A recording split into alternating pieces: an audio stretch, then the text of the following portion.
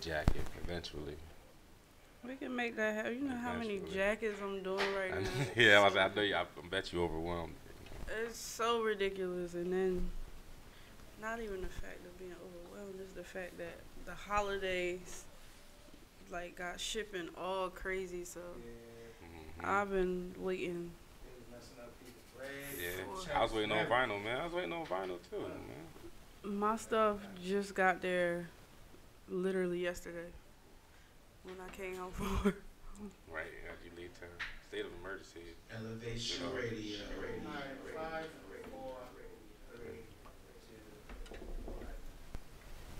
Elevation Radio. What up, what up, what up, what up, what up, what up, what up? You. Back in business. Chocolate World. Chocolate World, Hey. you know. Another Saturday. So what's up, people? How's everybody been out here? Crazy week. Showcase last night. Yeah. Who got next? Who got next? Who got next showcase? Shout out to G Streets. I'm saying he headed out Trenton. Got another event out there. Yeah. I'm gonna let them talk about that when it come up. So yeah. Hardest working. But shout out to the showcase at Elevation Radio, man. You know what I'm saying. But today, on a bigger note, we have. We got a treat. We always have the dope interviews, and why should anything be any different today? Mm-hmm. So today we have Miss Tasha Burton of DearNicole. Well, what's up? Her collection that she dropped. She dropped years ago, but she's relaunching. The relaunch. Bringing it back out. Salute to that. She's Cumberland County, one of what I call them hometown heroes. We do have people out here that homegrown, baby. Yeah, that actually went out and are out here chasing their dreams and do want to make an impact and leave a legacy behind. And we do got to start to shine the light on those people, because all people have is bad things to say about Cumberland County, and we produce a lot of good. So it's a lot of dope people out here. I mean, to our listeners that don't know you, can you introduce yourself and just give us a little background on yourself, how you got started? Well, I'm Tasha Burton. I grew up out in Cumberland County, out Goultown.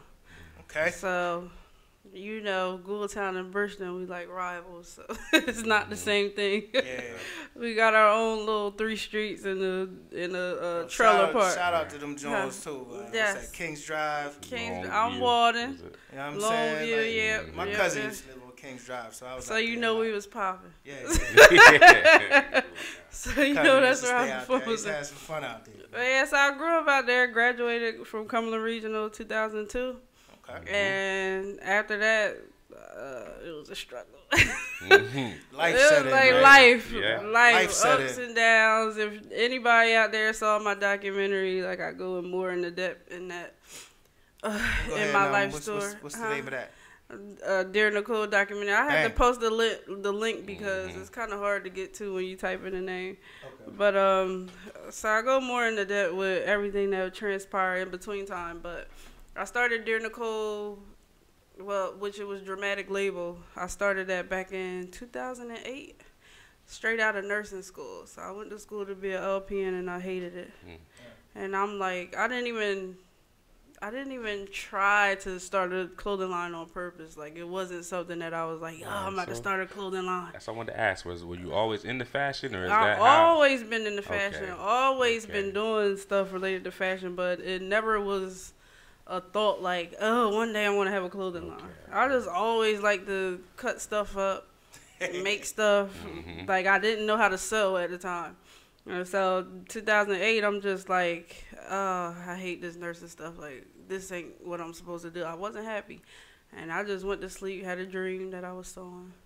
Woke up the next morning, bought a sewing machine, came back home, started messing with taking apart clothes and reconstructing them, just so I could see how the patterns work. Okay.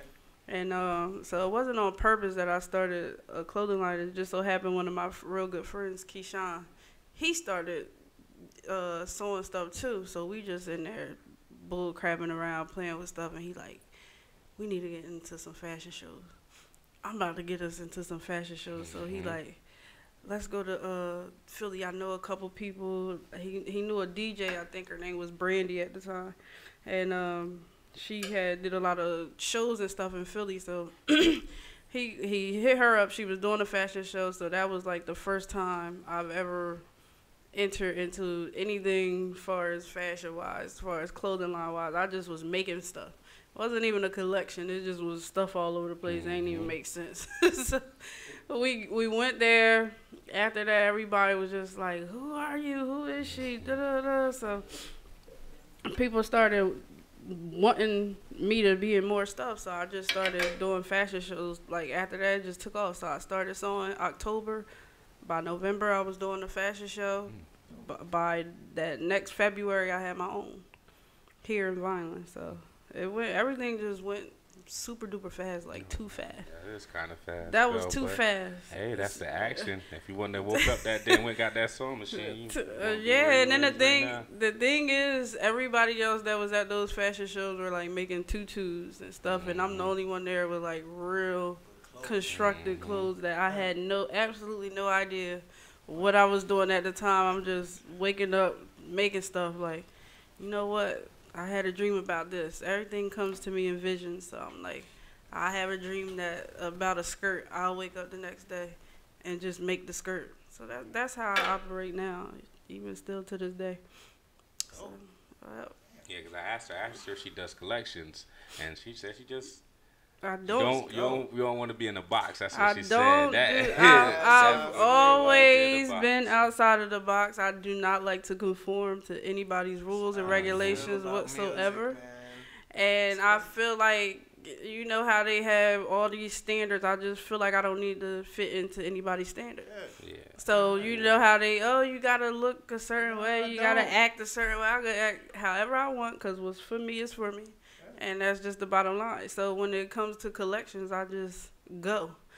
The pattern, the fabrics don't have to make sense. And then that's boring. Like when I see collections and everything has the same style, fabric but different outfit, like I'm bored. And I'm not going to want to buy nothing because, again, I'm bored. So that's just how I look at it. Like I'm just random. And that's what's represented in my work. And you progress on your own pace too. Also, when you do things that way, you don't have to worry about keeping up with fads or keeping up with trends and stuff like that. You march to your own drum, and you ain't got to worry about who doing what. Oh, let me do this because they're bringing this out. Like I want to do everything that I don't see out right now. So that's how I came up with those DearNicole jackets. I'm like looking at stuff like. People always do varsity jackets. That never goes out of style. People always have on jean jackets that never go out of style. How about I mix the two and put it together and make a varsity denim jacket? And that's how that was born. You seen them though? You seen them, bro? You seen them, right? Oh man, even from the ones back now. You were doing them a couple years ago. That was your first run of them doing them? That was the first time that I said, you know what? I had that vision and I had to get it out. Like it was when I have a vision of something, I have to find an outlet to get it out. That's why I had to relaunch DearNicole, because I had to get out. I had to get that energy out. And I'm in nursing school right now, so I'm getting my bachelor's degree in nursing. So sitting doing nursing stuff, that is super boring. It's security for my kids, but it's like when you're a creative. Like to keep all this creative stuff built in, like it's my drive you crazy. I was sitting home depressed. I ain't want to talk to nobody. I'm like, I have to release this energy. People don't understand creative people. It's a lot of us out here that's creative. And we get in our little moods and we have our little idiosyncrasies. There's nothing wrong with manual labor. Ain't nothing wrong with manual labor, but some people is put here to create. Yeah. We are here to create. Your mind wants to grow and do different things. Yes. And how did it feel with to see something of yours that you created to take off like that? Because them jackets really took off. I didn't get one, but they was everywhere. And so when I started it, you know how you have a vision and you think it's dope, but then you got to put it out, so you leave your work up to criticism from other people. And so I knew they was dope to me.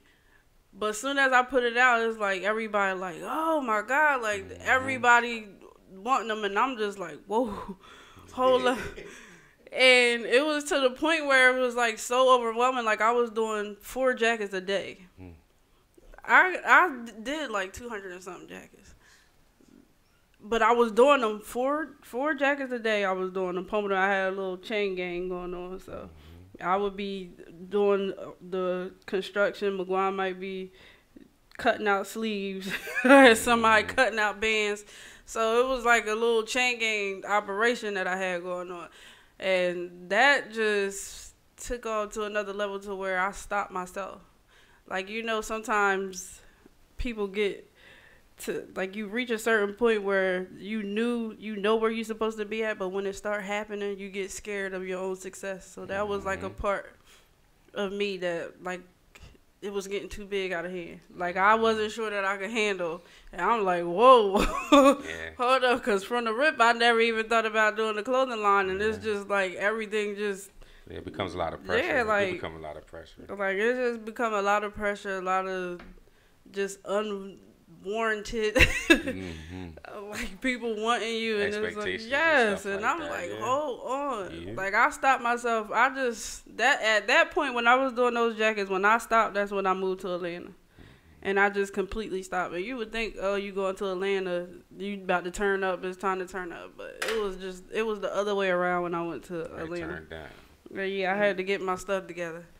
Atlanta broke as a joke. And then on top of that, when I was doing those jackets, it wasn't really a business. Like, I wasn't really business-minded as far as putting my money where it should have been. So I was, like, putting my money back into my brand, but I was, like, wasting money. Like, it wasn't, like, a clear operation. So this time around, I'm more business-minded. More. You learn trial and error, especially especially around then. Like, I really didn't, when I was doing what I was doing, it wasn't anybody else doing what I was doing around here, and so I didn't have a blueprint to copy from. So I didn't have anybody to guide me in the direction. I had to go get all my resources myself. Had to go out and do everything myself. Like, I'm everything on foot, trial and error. So I really had to learn a lot of things on my own. Yeah, that's the best. I mean, not the best, but you learn from your setbacks and your.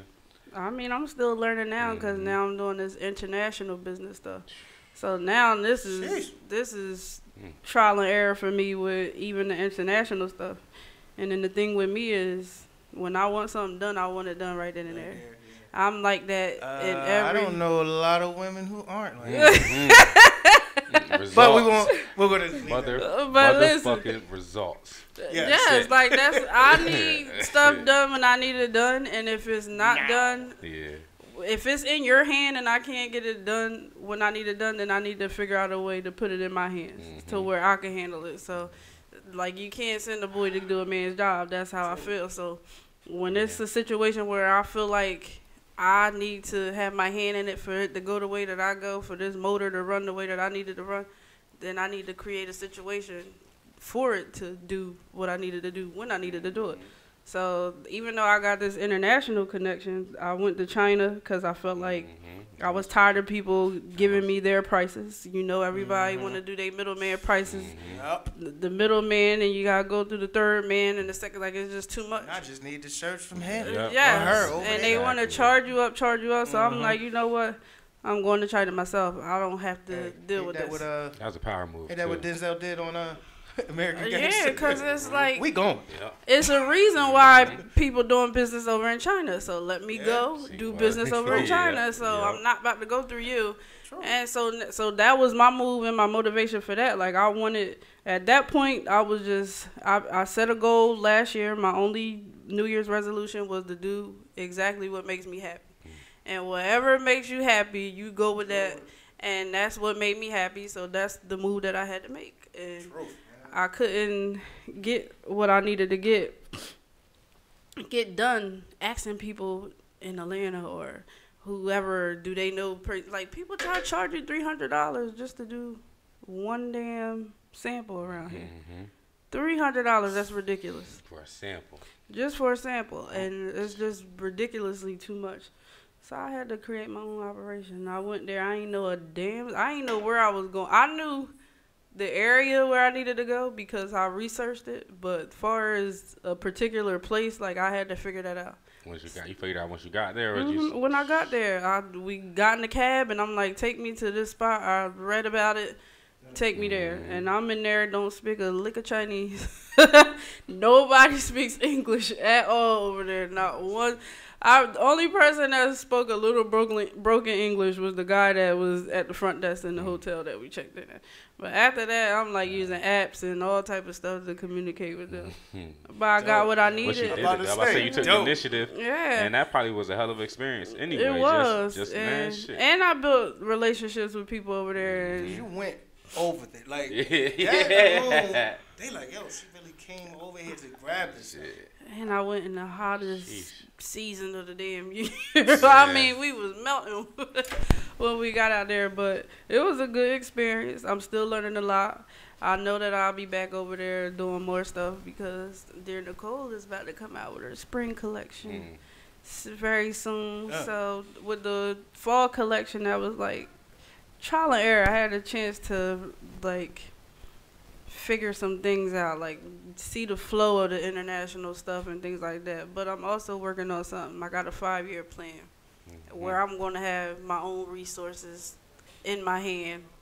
I ain't going to have to go to China. China will be here with me. Period. That's all I say about that. Like the move that I'm making, setting in place right now, would be I will have China right here with me. I'm gonna play this back and then like when you blow, because I already know what's gonna happen when you blow and we finally try to get you back in here. I'm be like, yo, I got something. Right? Yeah, play it back because I always speak everything that goes on in my life. I speak that thing into existence.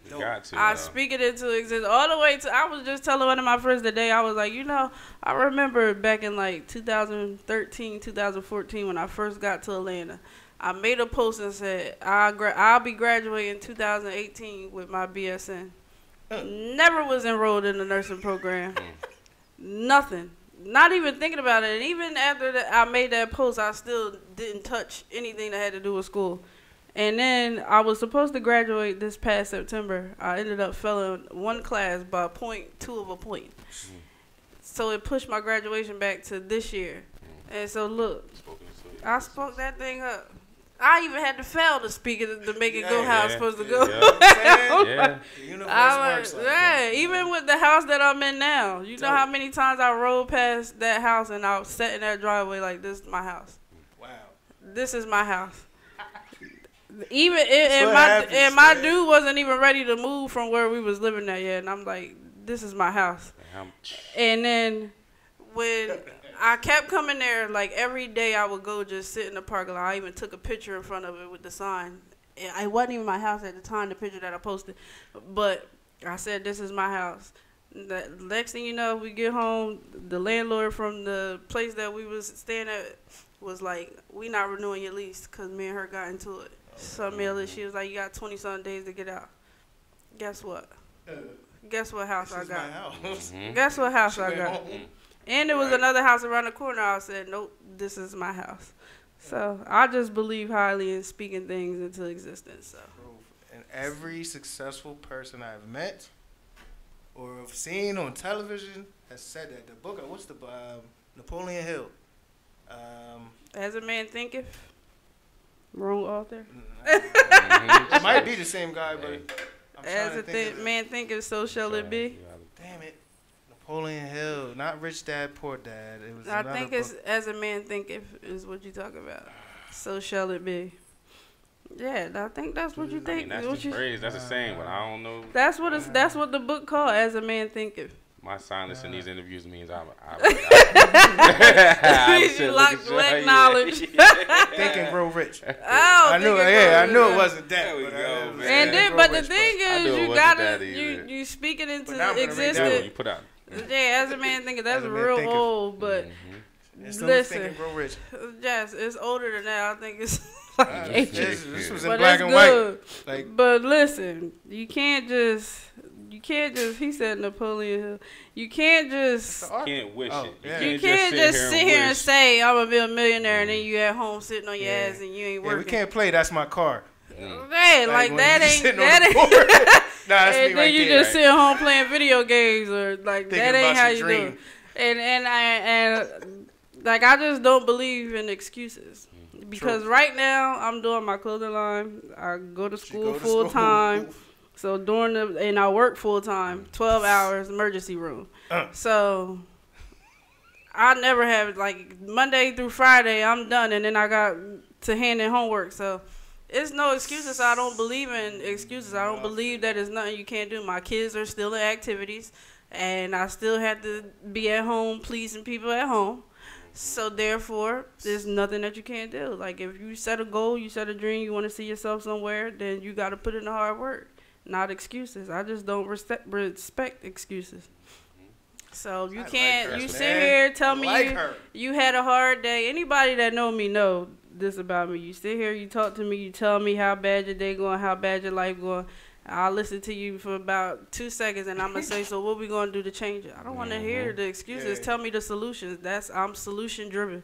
So I want to know how we can figure this thing out. So just like when I went to China, when I felt like I couldn't get the connects that I needed. Nobody wants to direct you, like especially us black people. We so horrible with each other. Yeah.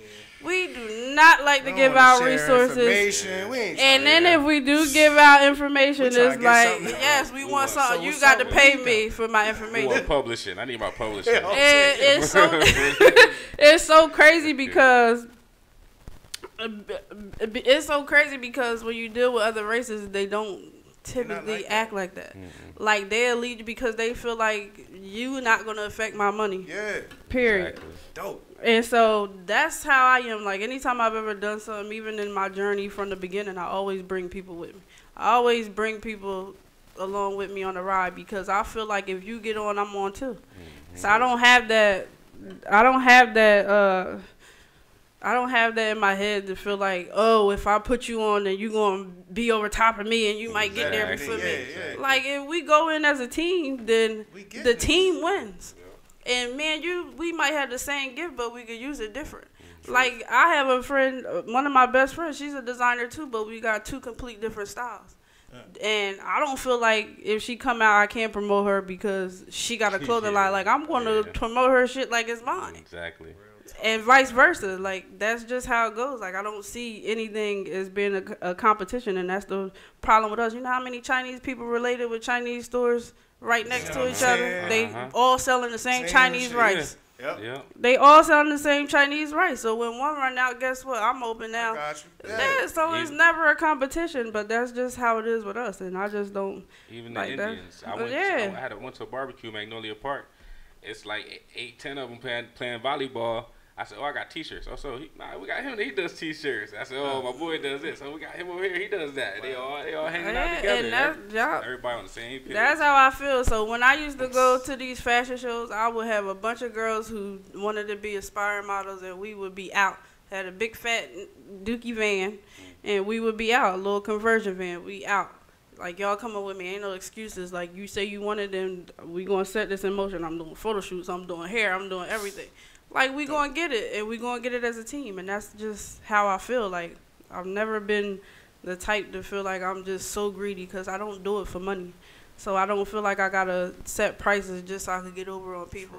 If I set a price, that mean that I believe in the quality of what I'm putting out. So this is why my prices are this because the quality that I'm putting out says that this should be exactly. So that's just how I view things. Set your price on niggas. Yeah, your life. Exactly. That's my theme song for 2018. That's one thing I learned is like don't undersell yourself. Do not undersell yourself. There's nothing wrong with showing love, but the whole point of working for yourself is that you can provide for yourself and your family, and that you get what you're worth. That for all that, you might as well go. That's like work for somebody else. We was just talking to Bubs last week. He masseuse, black owned masseuse. Yeah, he's from here, from the area. He was like, yo, He said, he said, I'm having the hardest time. He was like, my business is in Cherry Hill. He was like, you can't rely on our people to, you know what I mean? I can't. For our business. Because he was like, yo, he said, my least, most customers, because he travels with it. He got a spot in Texas, he be in, like, Atlanta, I think he said. But like, most of my customers are black, so I can't say that. Well, I'm saying, like, for masseuse, though. Yeah, but this is the thing. He's trying to explain to our people that, like, all these sore, because we always sore and it's always something wrong with us. And he was like, yo, you go to a doctor and he giving you this medicine, but it's like a light muscle that I could have just massaged out for 5 minutes. He was like, his main customers were like Chinese, white people. Like, you know what I mean? But if you think of it, our demographic don't even treat ourselves like that anyway. We don't. So we don't. The people though. About that. So if you, but this is what with me personally, I don't know about that, Phil, but me personally, like my people support me. But let's put a but on this. It was only after they see you in a certain light. Everybody okay. So like when I did my jacket, as soon as I put them out, Soulja Boy bought a few of them. So after I did that, then I had football players. So you know the thing about our people is it's only hot. Yeah, it's only hot if we see somebody else with it. Then we feel safe enough to rock it. But I can't. He can't say that for a masseuse though. Like even if a rapper gets a massage and he raps about it, like black people aren't gonna go. But they could promote them.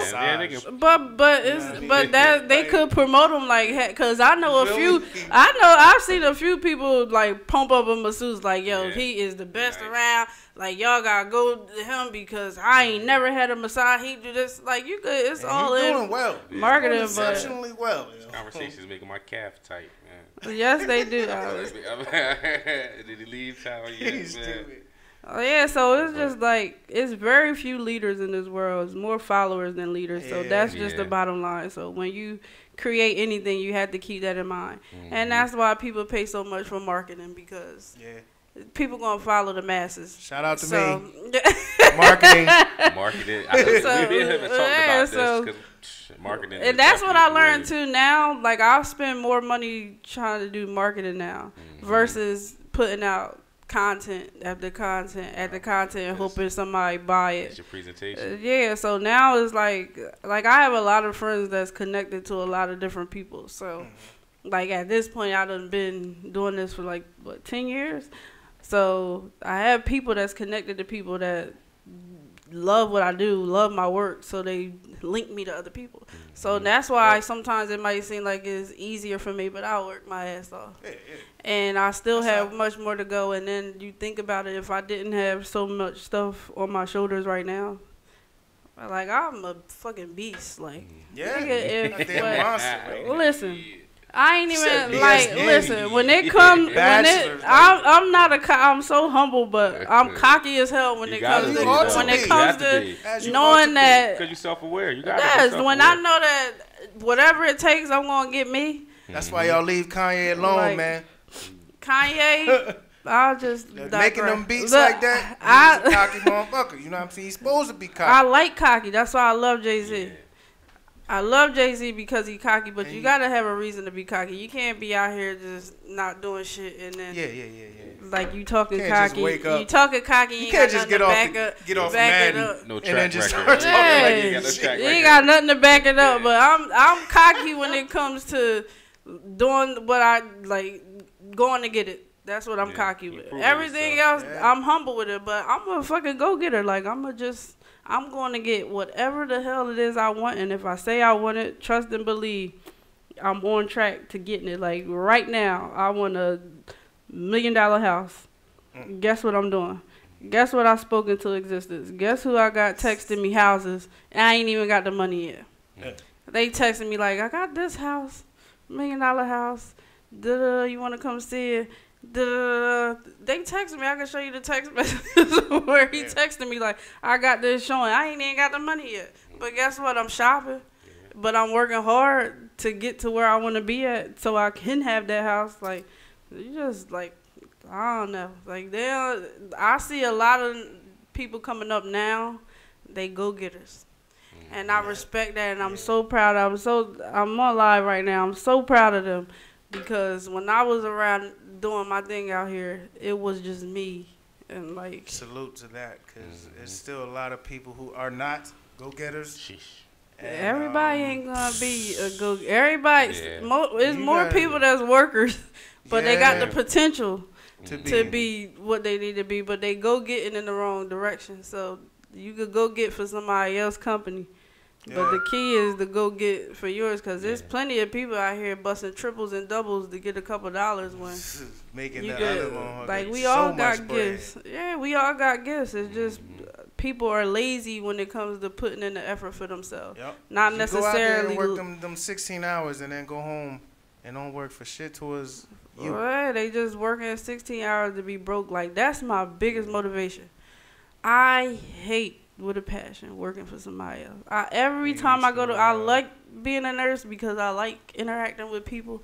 So I like that aspect. But for me, taking care of somebody and saving a life every day after this, like, I don't know. It's like some days I might not feel like. Like I just want to do it. Like some days I might not want to fucking save people. It's true though. It is true, because after a while it's like you be like, damn, is this like was this what I was called? She said like the main thing she said was happy. Yeah. Like you have to wake up and you gotta be happy. Like that's a lot. I don't give a damn how much money you making, man. If you wake up and you not smiling. Yeah. Or just like, all right, let's get this day started. Like, yes, and people only relate that to being in relationships, but your life, like, I'm telling you, like, I was waking up miserable as hell, going to school every day and working. It was so routine, and I hate routines and I hate being in a box. I hate that with a passion. Like, oh my gosh, so I would be doing the same shit. Yes, and it's like a broken record, and I'm just like Groundhog Day type shit. And I'm sitting there like, this cannot be my life. Like, I got way too much talent. Yes. I got way too much talent. Like, funny, I didn't develop this talent out of nowhere just for me to just go to work for somebody else. I'm making you rich, and then you still could tell me what to do and still could fire me at the drop of the dime. Whenever like, you want. And you can dictate my worth. Yes. You can tell me how much I'm worth every 2 weeks. Hey, you ain't paying me enough to do all of this bullcrap. So guess what? I'd rather struggle and like go get what I gotta get right now. And that's why it doesn't even bother me to wake up to do the things that I'm doing right now, because for one, me doing the nursing stuff is just going to provide me more income to invest in myself, because I don't want investors. I don't want to have to pay nobody back. Get no loans. I hate having to pay somebody. Like, I'm not even the person. That's like, I'm not even the person that's like buying cars and stuff, because I don't want to make nobody car payment. Like, I want to be able to, when I get a car in a big, I want to be able to say, boom, here you go, have a nice day. I ain't got to talk to you ever in your life. So all of that is my motivation. Like, people get motivated, like their kids, they motivation. I mean, I love my kids, but that's not my motivation for me to be what I want to be. Like, my motivation is I hate working for somebody else, and I feel like I'm worth way more, and I'm going to get what I think I'm worth, and then I want to create generational wealth throughout my generations to come. Legacy, so my grandkids, their kids, all of them. Y'all ain't got to work for no time. Yes, like you could work for because let's keep it real. All our kids ain't going to college. Some of them ain't as bright as you think. Some of them you stared at a little too long. Some of their futures just ain't. So you like, but then you look to the pros either. Yes, they all ain't making it to pros from Little League. So it's like you gotta create an avenue to where whatever way your kids go, they always eat. And so what I try to do with my kids, like, I don't even know what they want to do, but I just want to create that hunger. Like, I want more, because everybody ain't going to college. So if you could have in your head, like, I want more, once you have that in your head, then you're going to figure out how you're going to get more. And you got to put that grind on them. So that's what I do with my kids. Like, I just, like, everybody is just not into school. Like, I hate school. Me too. Personally. Like, at first, I'm like, maybe I want to go to school to be a doctor. Then I'm like, man, the hell with that shit. Sit there looking at the papers like, I'll be at my desk with a goddamn sewing machine at work. Like, I had to do what's fulfilling for me. So Like, whatever is fulfilling for you, that's what you need to go out and do. Like, just don't be busting out 16 hours for somebody else come home be tired. Like, make yourself, yeah, like, there's so many talented people out here. But that's why everybody be looking do we actually influences you? What you got any influences in the fashion industry that you look to, or you just kind of just? Yeah, did you like study any? Well, not. I don't like know. history Let me tell you something. I, I don't know no designers. I just thought about that. Like, it started registering. Like, no. Yeah, as the questions dragged out, I was like, yeah. Well, it's leaving your mouth like, no, she didn't. Listen, I don't know any designers for real. Besides the people that y'all might know, like Gucci, Louis. I don't know them necessarily by person. Yeah, I don't like to look at other people what they doing. It's like you don't want to hear somebody like when we about to rap or something or beat, you don't want to listen to nobody's shit. Especially on that beat. Especially on that beat. Like I don't want to look at what anybody else doing because I feel like I'm a trendsetter myself. And so I want to, like, I look at, like, whatever's, like, streaming down my line. I see what's popular, so I just try to stay away from certain things. And even if I do use, like, certain prints that's popular, I try to put my own spin to it, something that I haven't seen yet done for the most part. But, like, when it comes to designers, like, I really, absolutely, I know Gucci, I know Louis. But, like, one new one. I don't really even know his name, but the guy that made Off-White, the guy that has the brand Off-White, I've been following him since the beginning when he started. And it's only been, like, 5 years. And it's like you never knew if it was a black guy or a white guy behind it. He's actually an African dude. Wow. And he is just all over, so not even his designs that motivate me is his hustle. Like that's what that's what get me. Like I hated Beyonce, but I loved her for her grind. But I hated her personality, but her hustle and her grind, and like she don't stop. So that's what influenced me. Not necessarily what you doing, how you doing it is what influenced me. So that's where I get my motivation from. That's what like impresses me, like how you doing it. How you moving? So I mean, you got any other talents other than fashion? Any I hidden do talents?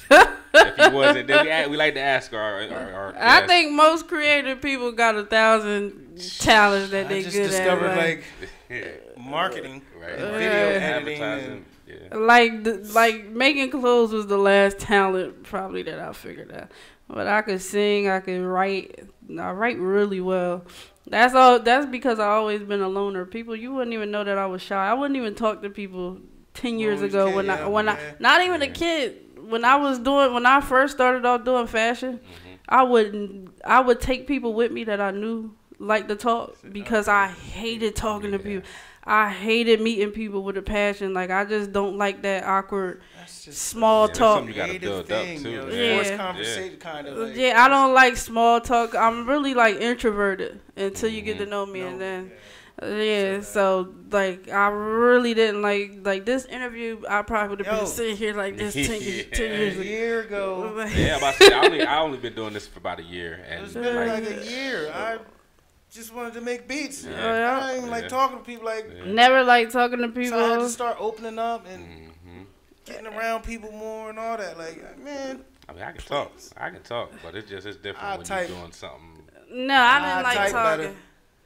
Yeah, I'll send you a letter. That was it. Send you a 100-page letter like, Dear Johnny, this is me off today. So I'll take you through all my emotions. I could write it out, but I didn't like. I just never liked talking to people. Yeah, right. Even still, like certain times where I need that seclusion to get into my creative mind. So, like my household is busy. It's 4 kids at my house. And then my man at home, so everybody wants your attention. So the only way that I could get to be in my creative bag is I have to sit in a car or like just I need to be. I need to be in a place of solidarity where I just I'm a Virgo. Virgo. Virgo. That's more. I mean, I'm a Pisces. That's what I'm a Pisces. I'm like Libra. the same way you are. No, that's a creative thing. That ain't thing. no sign. That's a creative thing. Makes Like we all have that in common. Now you think that has something to do with like how much you're stimulated throughout? Of course, right? How much you're stimulated throughout the day? Because I used to come home and just sit on the porch and just like zone out, like just. Yeah, and then other people that don't understand it, they think that something wrong with you, or you. And I'm like, nah. And like when I'm driving, like the car for me is probably where I come up with a lot of my stuff because I'm a daydreamer. And all throughout. That's Pisces shit, I thought. Yeah, I was about to say that. All throughout school, like creative. I'm not even concentrating on work. Not that I'm dumb, like I could.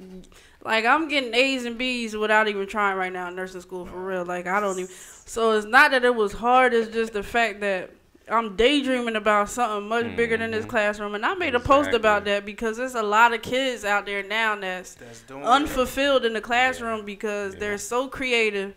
And they thinking about other stuff 100 miles an hour and they getting, like, paperwork shoved in their face. Oh, you had to do this. You got to follow this curriculum. And it's just line. Like system, and then they mind all over the place in the meantime, and it's like now they labeling them when they like.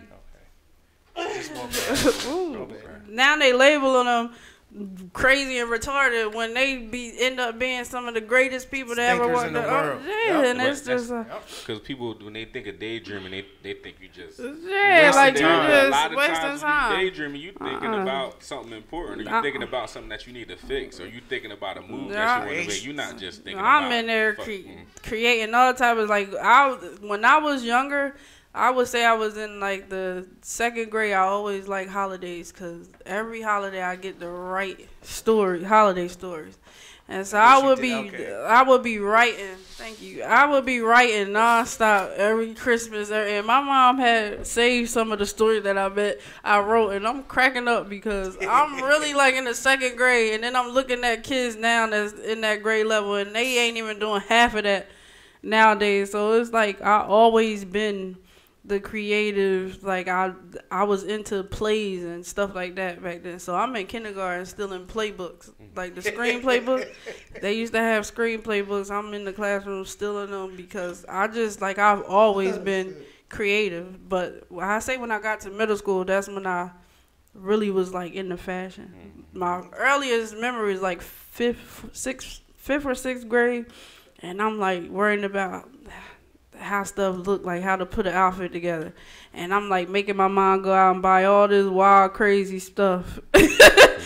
Lions, and I got events at school like we doing a dance and everybody's gonna have this on and I need it. She would just run out, go get it, sometimes bringing it to the school, and I'll be lying my ass off just so I could have it and be the only one in the school.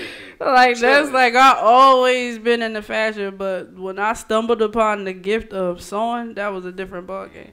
And then even in the beginning, like I had people telling me, "Oh, you can't. It ain't just that easy to just buy a sewing machine. You can't do this." Like that's another thing. Like your family, everybody transfers their negative shit onto you. When you can't do that, no. Your ass couldn't do that. Yeah, right. Yes, like it's different. Yeah, don't save that energy. It's different strokes for different folks, and sometimes your family and friends can be the biggest dream killer. Yes, and that is so discouraging because we put so much.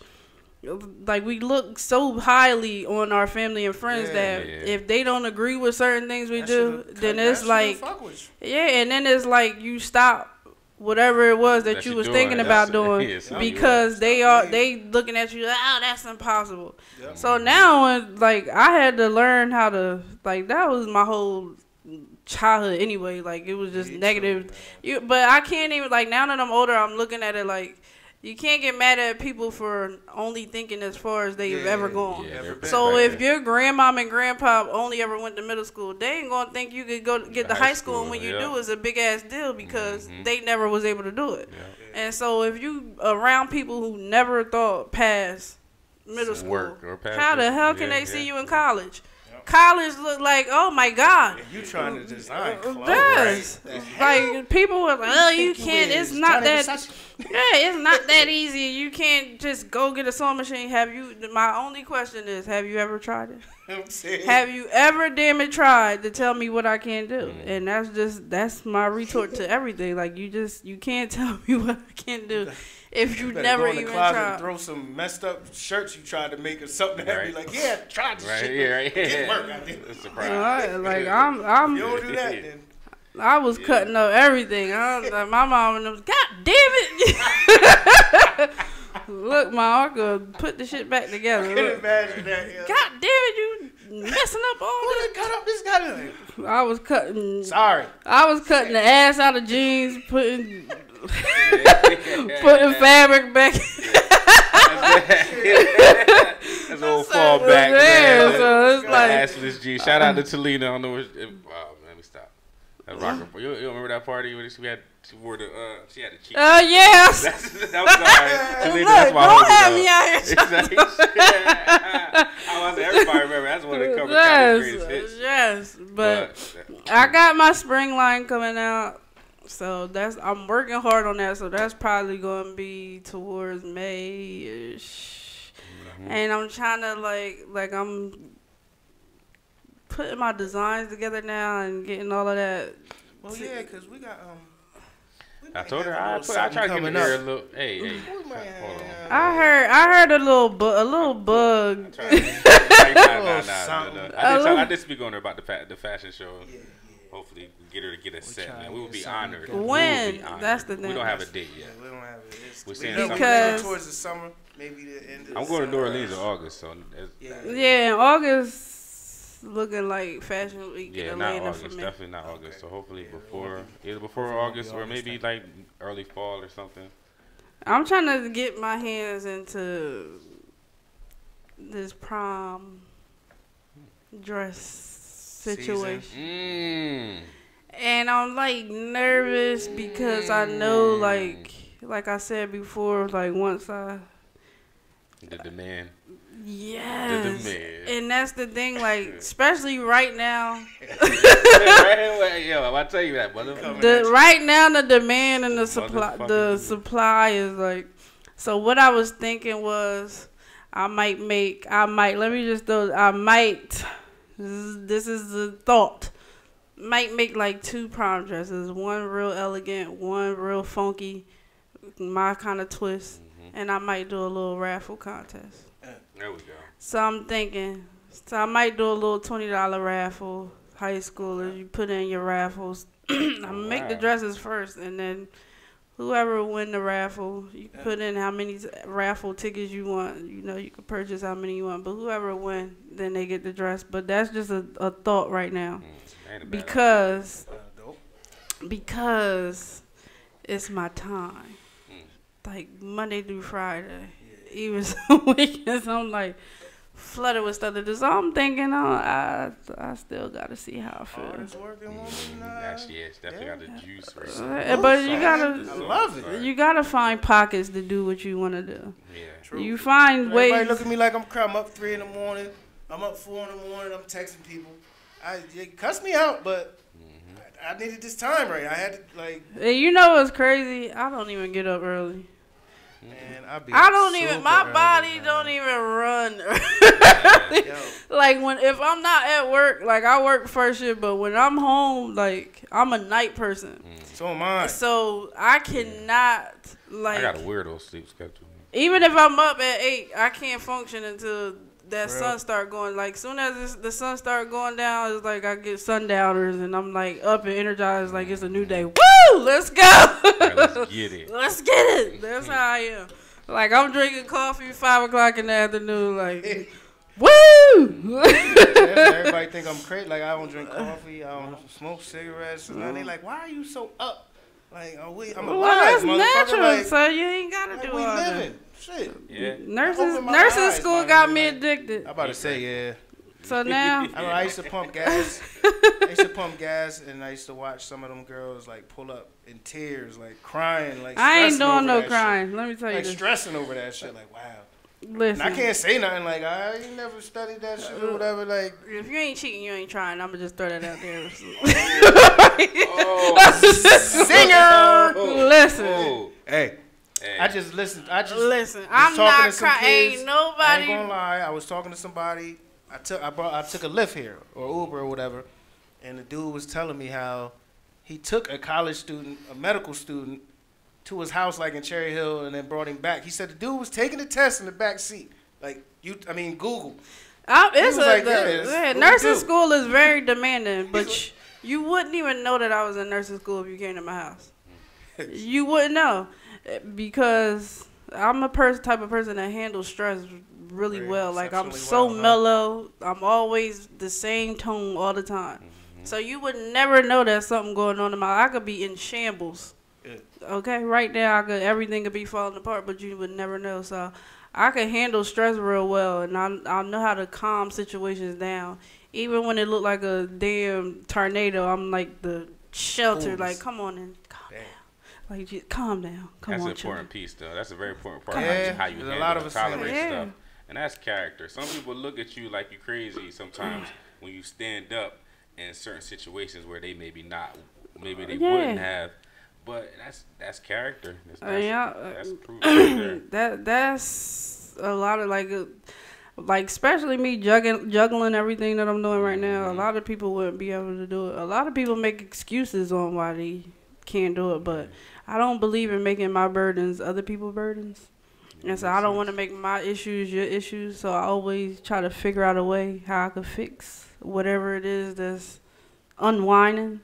So that's just how I am. So that's why I'm able to put together this line, which taking a lot of me. But and you know what's weird? Do you ever feel like this? Like when you working on your dreams, you got more energy, but when you working for somebody else, like you be tired. Yes. Like I could be up 2 days straight working on my line and be full of life, like woo, let's go, woo, like, and not be tired. I don't need no coffee or nothing. It's like a natural high. But the minute, I gotta clock in, it's like, oh yeah, I don't want to. Like, God. And when it's yours, you'll know that it's a lot of work. Yes. And you still be like, it's all right. I'm just, it's all right. It's a lot of work, but I like doing it. So so that's what people miss. That's what people miss. Like I'll do this for minimum wage and work all the fucking overtime I want. That's what I said. I make music all day. Because that's what fulfills you. But this, like me, even if I plan on hanging my nursing license up as soon as I get them.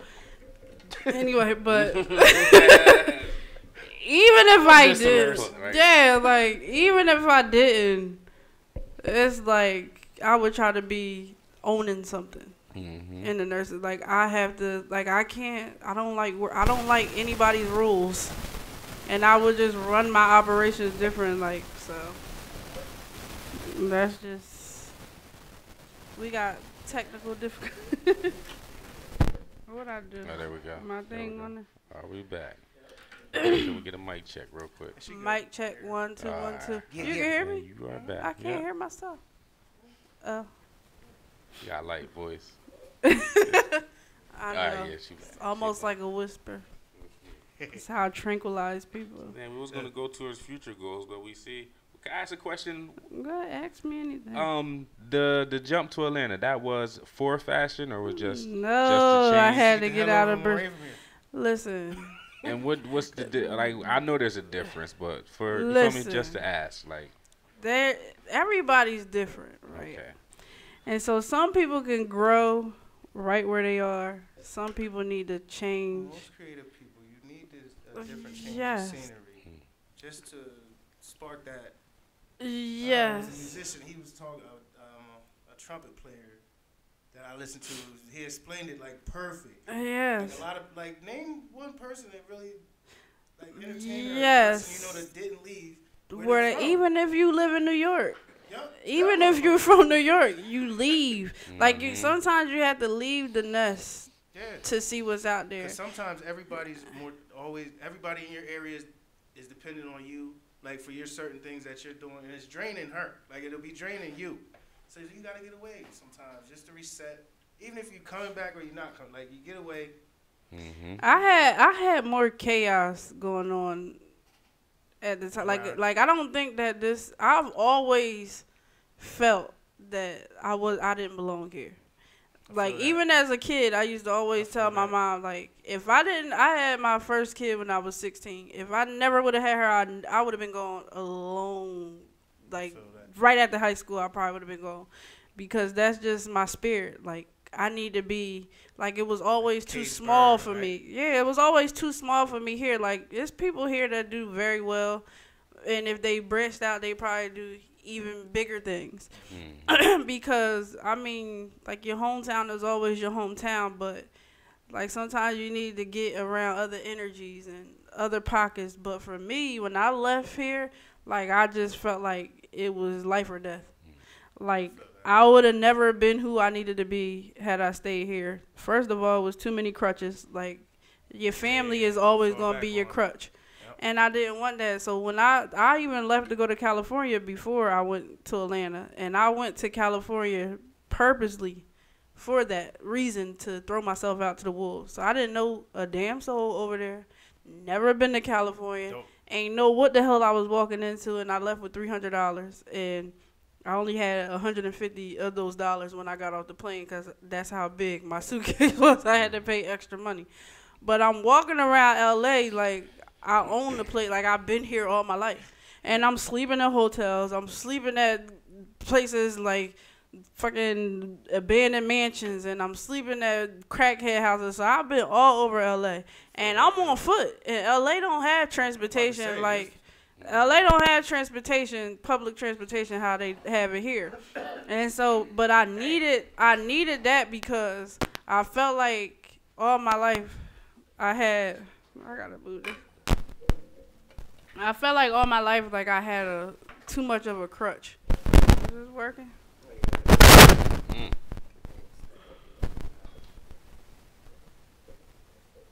Technical difficulties, guys. Sorry, people. Apologies. But I felt like all my life that, like, I had a crutch. Like, if anything go wrong, my mom is there. Anything go wrong, my grandmom's there. Yeah. And they always there to bail me out. So I wanted to be able to stand on my own 2 feet, to where even when I don't have it, I don't need nobody. Like, I could build myself out of that ditch or climb myself out of that ditch. So for me, when I went to California, like, that was like like one of the most pivotal moments in my life. I can say that because it made me know my strength. So I knew I had mental strength, but it's a whole different muscle when it's you surviving on your own. And some people, they get places and they can't make it because they can't make it without their family. Yeah.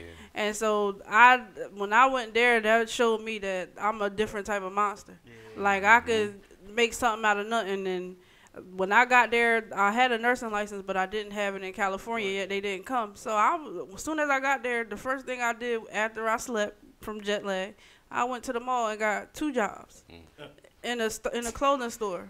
And I was willing to take whatever couple dollars that I was going to make there because I knew what was coming. So whenever whenever you look at things from a bigger picture, the little stuff that you had to do to get to that big picture don't matter. And and then for me, it was when I did go to Atlanta, it was easier for me to grind because when you're home, it kind of limits your grind because, like, you know how people set expectations on you and who you are. So it's like if they see you looking scruffy, then they go back, oh, girl, I see such and such. She looking a goddamn mess. She struggling and da-da-da. But when you away from people and you don't know nobody, you can struggle all by your damn self and you ain't got to feel ashamed to struggle and look how you going to look. Like, I haven't been to the mall.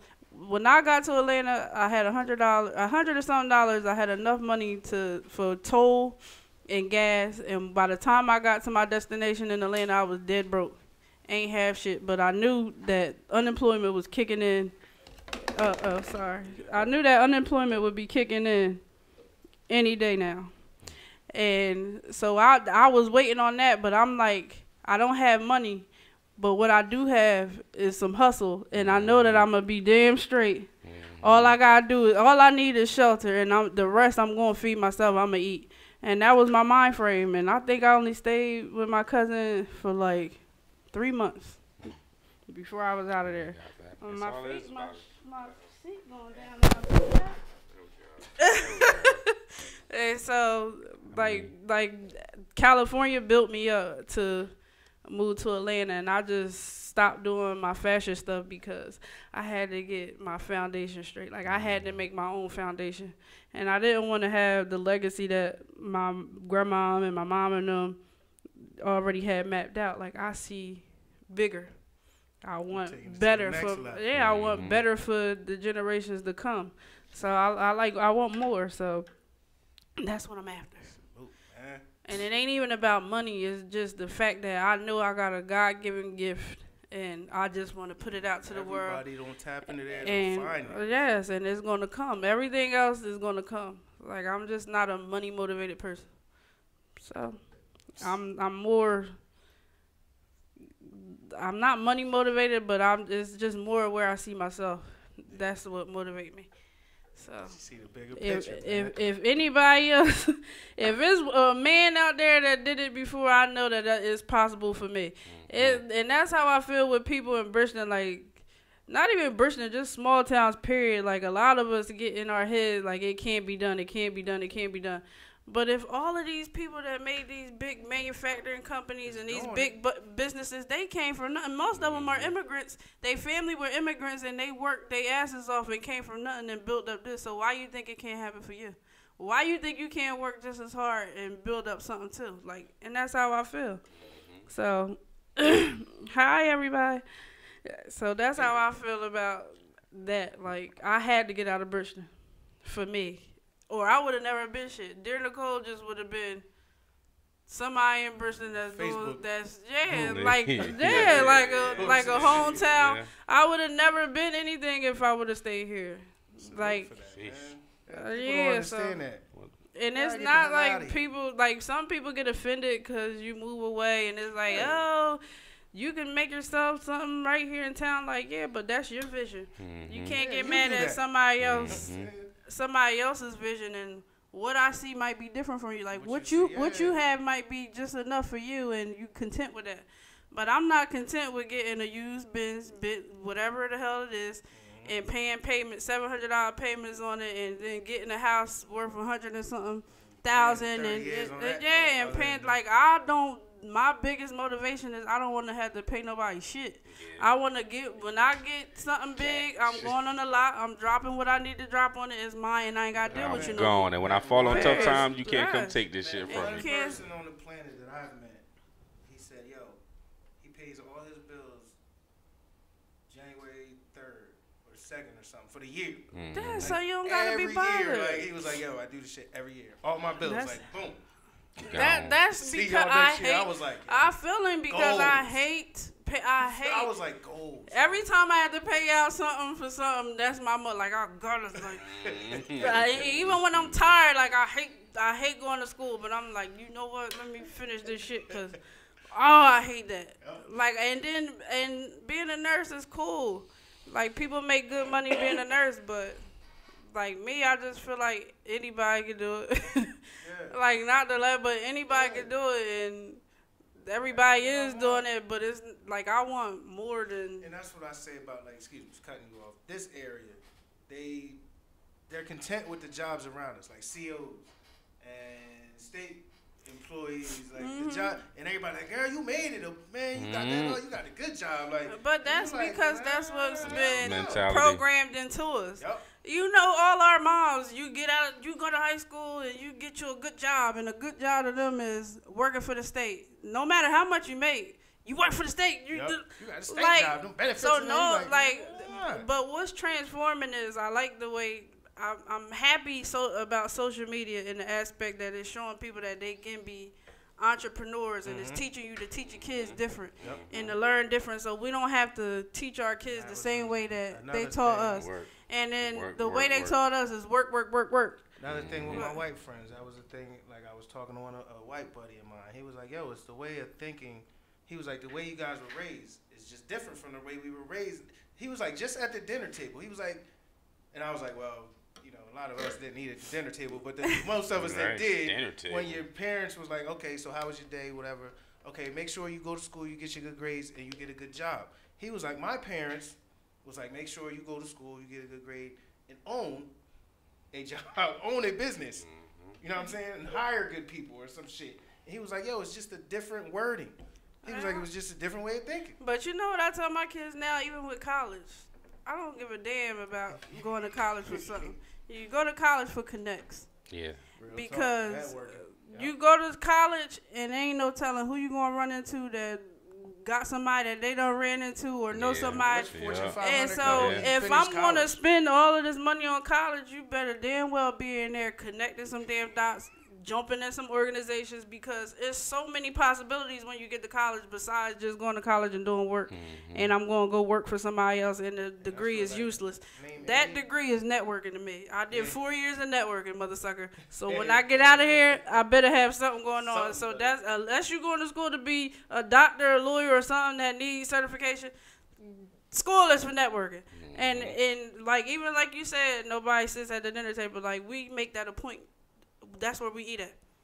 We all sitting at this table. We all eating. We all talking. We all going. Conversations. Yes, it makes a difference. At the table, like, it makes a difference. Like, you have to talk to kids different. Yep. But I like that about this generation now because it's moving towards that. Yeah. And so everybody's doing things differently with their kids. Everybody's like, it's not more so, oh, he's the smartest one in kindergarten. He's getting straight S's and like he's going to be the best kindergartner and going to college. Like, it's more now. Yeah. Now people like out here promoting their kids and trying to push them to do entrepreneurial stuff. I like that. Yourself. That damn music. What else I had? I swear I had something else I wanted to ask you. Ask along. I'm an open book. Right. You were doing good. Look, while we in silence, DearNicole. I said you was doing shit, writing everything down. Shit was, you feel me? Man, I've been freestyling questions now, son. I'm about to say. Nah. Well, because I asked you about the move. I asked you about your other talents and gifts like that. So and you told us some of your plans. I don't like when people with clothing lines. I ask about the plans, but I know that with the creation places, I can't get too much of detail. But you just told me you got collections coming. So I got my spring line coming up, but like my 5-year plan is I'm bringing China to me, and. So that's I say that. Big though. For me, coming from me, somebody that is trying to like look now. I'm in the process of trying to find connects. So for her, yeah, she might be my China. So I'll be the connect basically. Like I'll be China. And big. Like China won't be China anymore for me because I'll be China. Like I have China because I don't like waiting. And so this whole situation with me. Like doing this international business stuff is too slow for me to get from there to here. And then all the holiday stuff and the shipping and stuff, and you gotta go and when you have to go and like go over all this crap they don't understand. Like I need somebody right here in my pocket sitting next to me so I could come in the office like this is what we're gonna do, this is what I want, this is how I want it, I need it done now. Period. So that's what I'm working on. So it's something that's gonna be super major, and if I pull this off, y'all, King Kong ain't got nothing on me. Okay, that's how I see it. Man, I appreciate your confidence, man. King, I like King Kong ain't gonna have nothing on me. Like when I finish doing what I'm doing, and when I say I'm gonna do something, trust and believe me, I'm working on it. In her house? Yes. She just said. That's okay. That's what I meant to ask you. I know a lot of times I ask the people if they would change anything. I know people wouldn't change anything because it's your path that makes you who you are. Like, is there anything that you would tell your younger self, like, coming up? Is it something that you would, like, any type of advice that you would give your younger self growing up? Not saying to change anything, but just something to... Shit, I changed a lot of stuff. I don't know about this. People always talk about they ain't got no regrets. Listen, Linda. Yeah. But I've said it before, like, I almost said the wrong thing. So but like I would have waited to have my kids. Okay. And not necessarily because I don't want kids or they in the way. It's because like when you have kids before you front, y'all wouldn't have been. But when you have kids and you're not fully developed and you're not fully who you are yet. it takes away from you being the parent that you could be for them. And so that's the only reason why I say, like, I would have. It's not like I planned my daughter. I was 16 anyway, and I thought I was being careful at the time, but any of my kids. Huh? Playing none of my kids. Yeah, but you ain't gotta plan kids to know what you're doing in the bed. Like, you know, if I do this without this, then this happens. But in my situation, I had that, and this still happened. So, like, it was like, hold up protected. Now. So so like, you know, so it wasn't a situation that I planned. But at the same time, with me having my daughter, I feel like that shaped who I was too, because I was kind of like hanging around the wrong type of people, yeah, and it just like solidified that I wanted more.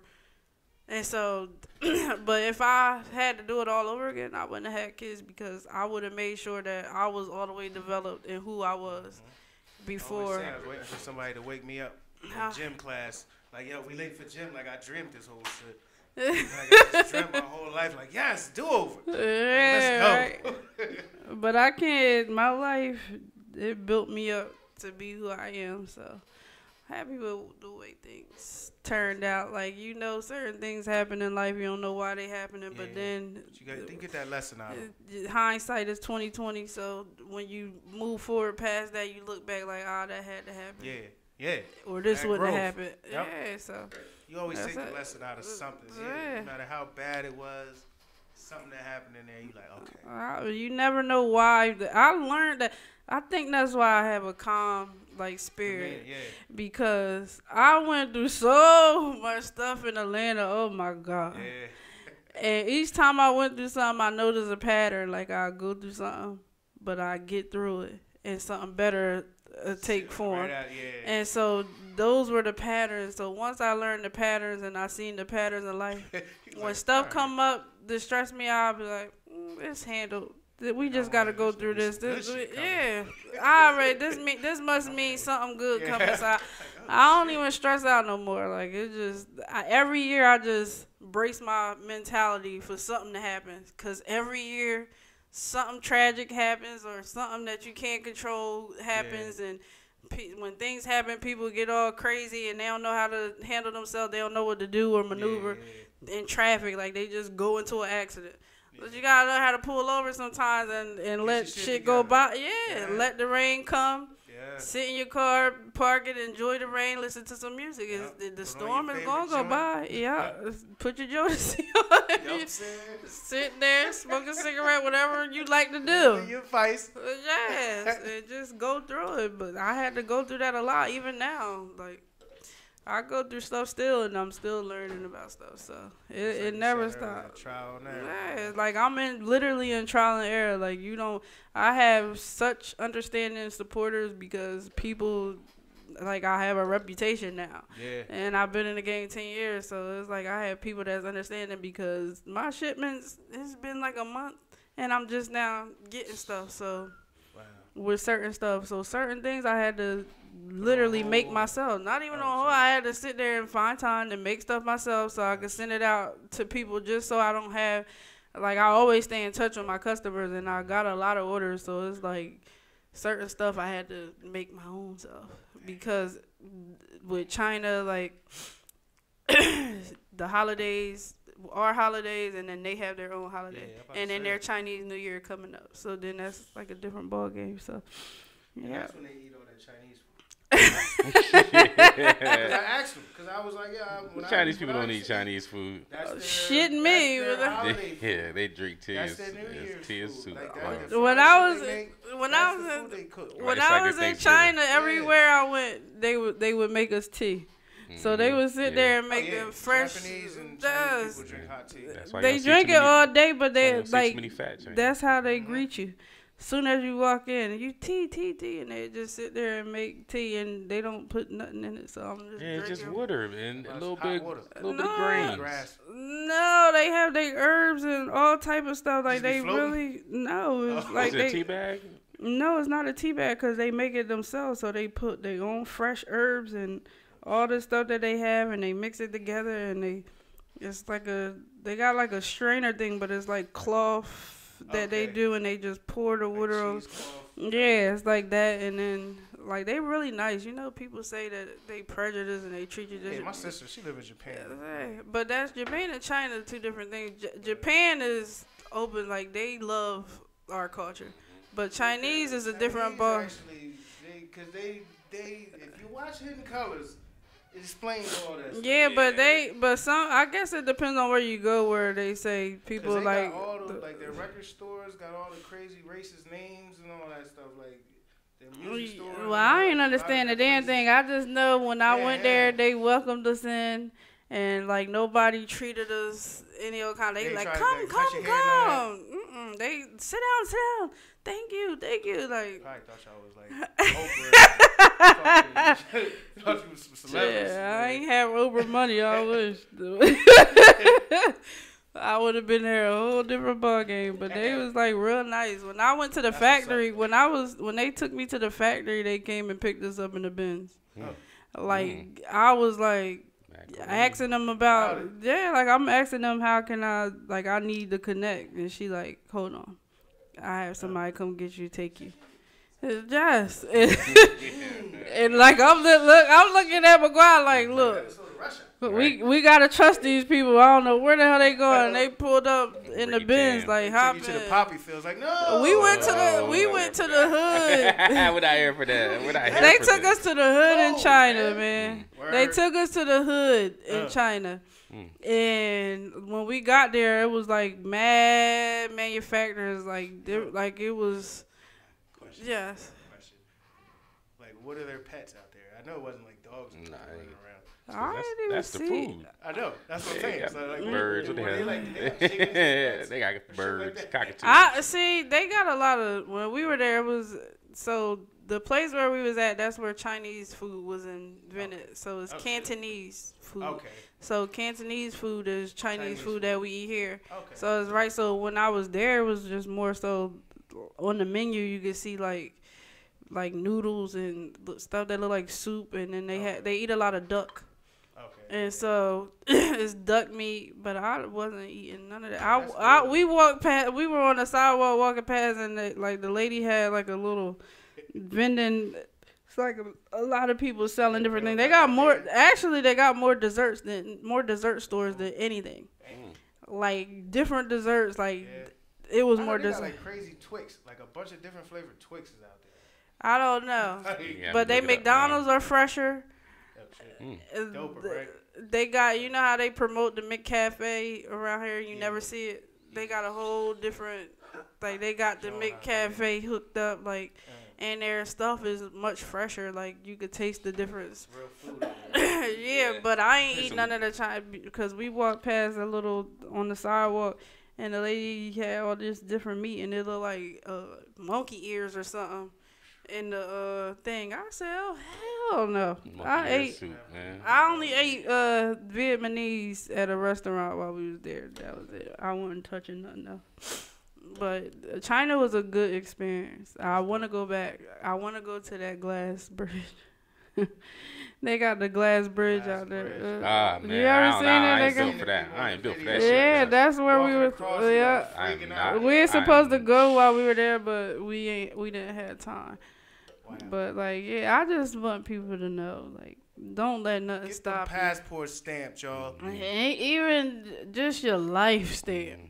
Like, upgrade past working these doubles and triples, getting a couple $1,000 just so you could be broke the next day. Like, invest in yourself, invest in something. Real talk. Yeah, like, just invest in yourself. If you ain't gonna do nothing else, and if you can't invest in yourself, invest in your kids. Don't promote that school is the only way to your kids, because it's not the only way. And just that's all I really had to say. Like, just dope, man. Invest in yourself, invest in your kids. And let me tell you, when I say investment, you don't have to have trillions of dollars. Exactly, it can be a little at a time. Like I didn't have nothing when I started sewing. I was just buying little pieces of fabric. I didn't have shit. I wasn't even selling clothes at the time. I was just doing fashion shows.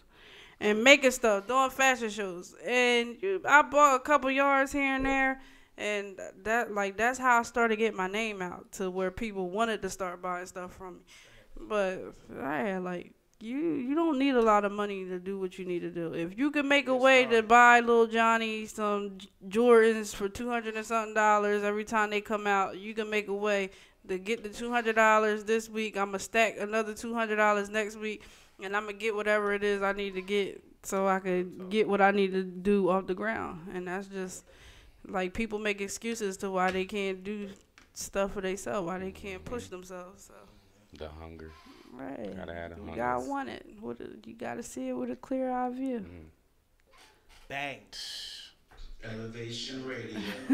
I missed the pad, man. I'm glad we got the pad back. Yeah. But, What up? 10 minutes to 8. Well, 8 minutes to 8, actually. Yeah, man. Another dope interview. Like, who got the hottest interviews, man? Can we... Come on, man. We have motivational interviews. I gotta say that, man. Always positive. We're here to motivate, and we like to bring people on that are motivation to our listeners as well as us. Yeah, I be forgetting about y'all out here listening. Yeah, we do have listeners. Oh, I soak all this stuff in, it's just. Yeah, we I like feel to talk. so energized right now, and like with the positivity. Like, I'm ready to go home and hop on these shit, hop on my beats, man. I go back to DuPont. Oh yeah, everybody out there, can y'all shoot a prayer up for my son. My son has been hospitalized. He had emergency surgery day before yesterday, so he's gonna be there about another week. And nothing major, but just keep him in prayers. Better? Yeah, he'll be doing better. He got shoot them positive vibes. I'm sure he had fluid on his brain. Shot them. He got infected. He had to get it taken out. Shot them positive vibes, y'all. But I came down. I was at DuPont. Well, thank you for having me. I really look forward to this interview. When you know you should have been there with your son, now I feel bad. Oh no! This is all part of this the growing that we talk about. When I leave here, I'm going right back up there. And I'll be staying there. I'm off the next 2 days. I would have bought him a teddy bear or something. Oh, no, it's all right. You know I'm a nurse. I still got that side. Oh, yeah. Oh, so you are. Yeah. Oh, shit. Thank you. I forgot. You know I'm a nurse. I'm like, I forgot. I got compassion. I'm like, yeah. I could have bought him something. Yeah, nah, he good. He's doing good. He tough. Well, that's good. Well, thank you again. No problem. Thank y'all for having me. Thank you for coming out. Thank y'all for picking my brain and sharing your story. It's been. I probably did more talking than sharing of a story. That's what we do, though. That's what we do, man. I run my trap. Mm-hmm. Now that I don't mind running it, but now I gotta go party. Oh yes. Oh, give the people your information. I know your Instagram page. Follow me. First and foremost, go to DearNicolesCloset.com. DearNicoles Closet.com. Order up.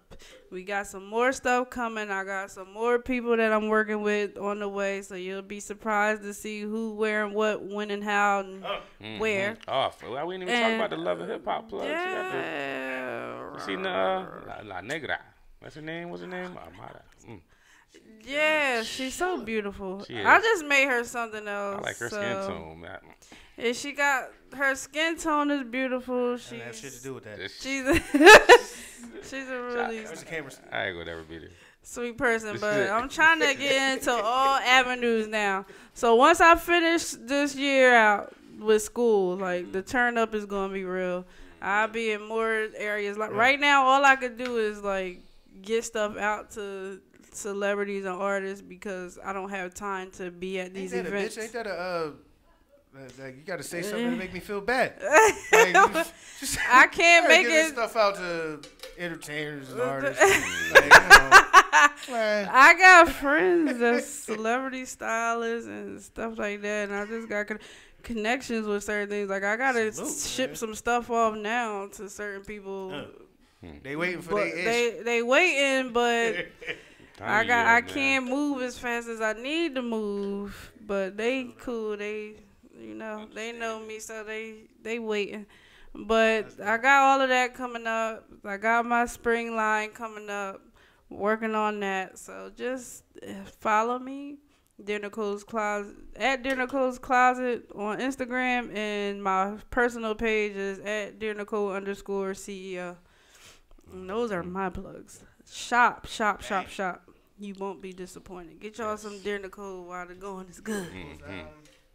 I know I ain't Gucci and Louis, so you know people they all started somewhere. You know what I'm saying? Oh, I just watched. I know I'm going over my little minutes, but I just watched the story of Manolo Blahnik and how he started off. Yeah. Oh, wow. And you know the crazy thing is, a lot of people that they say are great, you look at their stuff and be like, hell yeah. in the hell do people? I seen these motherfuckers that look like lint on the fashion thing. Like, she was like dressed in puppet outfits or some shit, and they strutting across the front.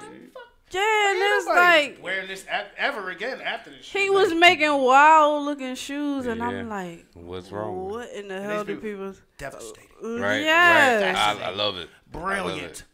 Yes, and that's like his mind is incredible. And it's like, but the thing is, the reason why they pump those people up so much is because during the times where they was coming at, they were the only ones that was doing it.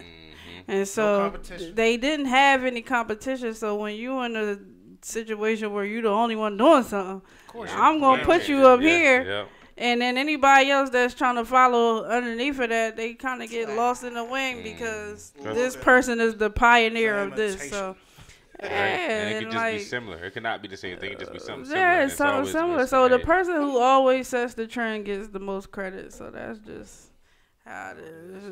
Yeah, but some of these people be making trash. Some of them be selling. We definitely rapping. Definitely some garbage out there. Because it's an area thing, man. This is black on. Salute to that. Shout out to the all of y'all need jackets. Everybody needs a jacket. But Listen, I'm not a famous artist or entertainer yet, so you don't have to be. I'm just gonna have to wait. That's why I was on the low. I gotta wait for mine. In my little corner, like I want a fucking jacket. And I cut them off. I'm shocked that people want these jackets even still, because I'm like such a forward thinking. Like even after I launched, I'm thinking about the next move. Like I'm thinking about the next big move. Even after I launched, like that's nothing for me. Somebody hit me up. Like, I need the beat you made on SoundCloud like 7 months ago, and you like. So for people to like these jackets still and still want one, like I'm really like, it makes you feel good because this is your art form, and to see people really like dig your art form, because as artists and creators, when you put stuff out, you leave it up in the air for people to judge and criticize your work. And I'm an artist, and I'm sensitive about my shit. So that's a good feeling. Like that's gotta be a great feeling. Yeah, so like for people to still dig them and still want them and still be excited about them, that make you feel good. But everybody needs one. I think everybody should have one. Yeah, everybody from out here should have one, especially this area. Even everywhere. Yeah. I'm trying to. So I make all of them custom. They customs. So none of them is alike. No one jacket alike. And even with let me even explain that with my line, because I only make a few pieces. Was that your idea from the rip though? Yeah, because that's the type of person I am. Like I don't want people to feel like they look like everybody else. Everybody's gonna have their own individual. Yes. So I'm trying to think of my my line is for the trendsetters and the people who like to be different, the people who dare to be different. So that's why when I make my jackets, I make them for the individual person. So all you have to do is tell me a color scheme or a color that you like, and then I do me. I do me. And so now that I'm more mature and my designs are more mature, they're a lot different. So I got some jackets that once I ship them out to people, I was waiting for like my patches to come in. So they just came in. So once I ship them out to people, you guys will see the new versions of the DearNicole jackets. You ain't gotta get mad, just purchase. Once I figure out my color palette. Yeah, so... But that's my whole thing with how I wanted to do DearNicole. Like, I only make a certain amount of each item. And once that's gone, it's gone. I'm not restocking. Yeah, so it's certain stuff that's either sold out or about to be sold out, and it won't come back because I just feel like I like originality and I like exclusivity. So yeah, so when about to make everybody, they gonna have to step their clothing game up now. You gonna have everybody. So I'm not a H&M or Forever 21s. I'm not making thousands and thousands of the same thing. Fuck those guys. Yeah, I mean, I still appreciate them. You know, I like to ball on a budget too.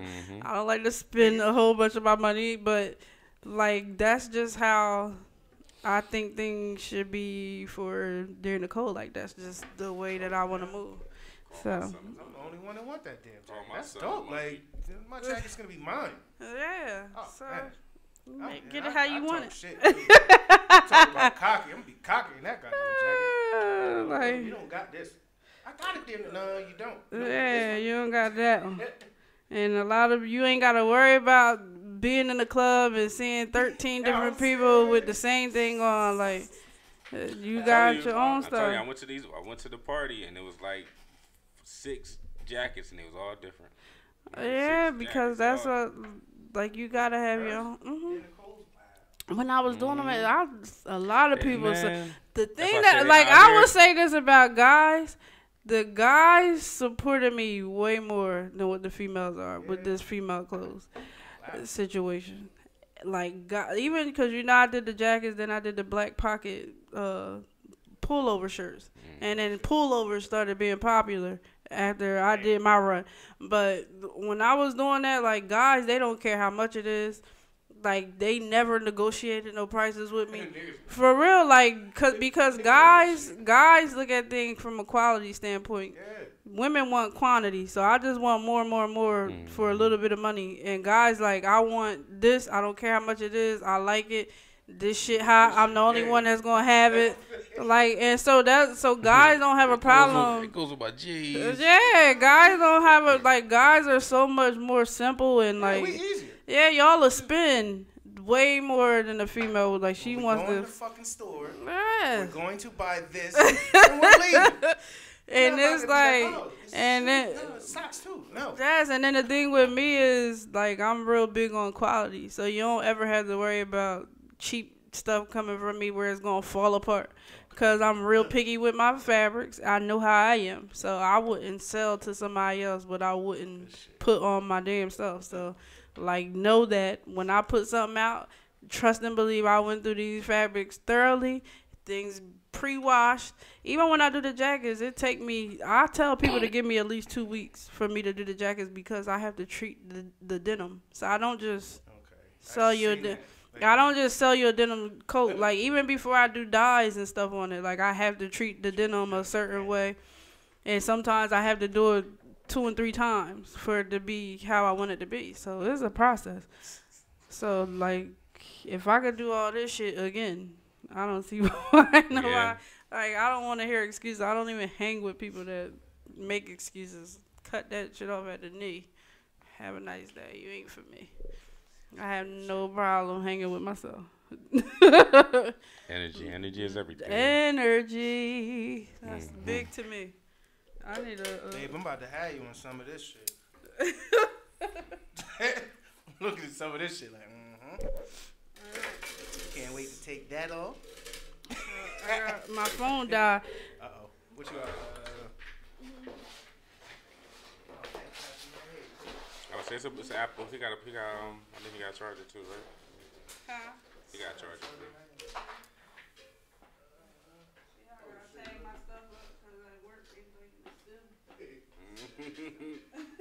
Got a blue one there. Right. I was on live and it died. But yeah, this was a good interview, guys. Thanks for that. Yeah, Chocolate World. Television Radio. It wasn't me. We appreciate the love. We're going to go ahead and wrap it up. Thank you. Thanks for having me. Right. Shop DearNicole'sCloset.com. Follow me on IG, DearNicole's DearNicole_CEO and DearNicole's Closet. Or if you go on IG right now, because I just tagged her and I put up a couple of the denim jackets we were talking about. We was talking about her on the elevation page. We tagged her in a couple posts. Yeah, I tagged her in a couple, and it's all up now. And people are and hurry up and order because get them orders in, y'all. Yeah. Because especially hurry up and order the jackets because I'm only doing them for a limited time. See how she get like she don't even want to make them too much no more. So you gotta hurry up and get them time. If I had time, it's just the time. Have to hurry up and get one. It's the time, and I got so many. Change your mind, shit. Like yo, I need a jacket. Like that was last year. Like fuck. Like, catch me again. Are you ever gonna make them again? Please. Catch me again. Catch me outside. How about that? Well, from us to Chocolate World, next week we have Sean Thom. He's going. Sean Thom, politician. Politician. He's going for House of Representatives. Salute to the politicians, man. Yeah, man.